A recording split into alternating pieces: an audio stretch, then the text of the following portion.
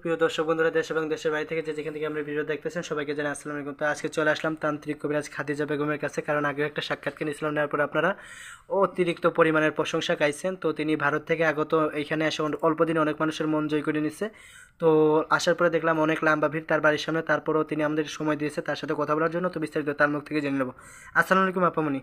ওয়ালাইকুম সালাম। জি, ভালো আছেন আপামনি? জি আলহামদুলিল্লাহ ভালো আছি। জি, এই যে আপনি নানা ধরনের জিনিসপত্র বেশি আছেন, আপনি কোনো করতেছিলেন, কোনো কিছু করতেছিলেন নাকি? জি একটু কাজে আছি, ধরেন বাচ্চা কাচ্চা হয় না, এই কাজে আমি আছি। জি, কি কি ধরনের কাজ করে থাকেন?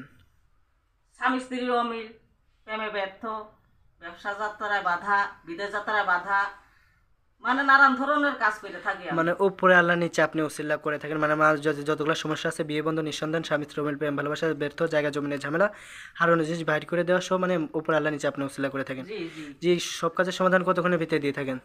সব কাজের সমাধান ধরেন 72 থেকে 24 ঘন্টার ভিতরে। 24 ঘন্টার ভিতরে দিয়ে থাকেন। তো আপনি কি বংশগত কবিরাজ না নিজের ইচ্ছাগত হয়েছেন?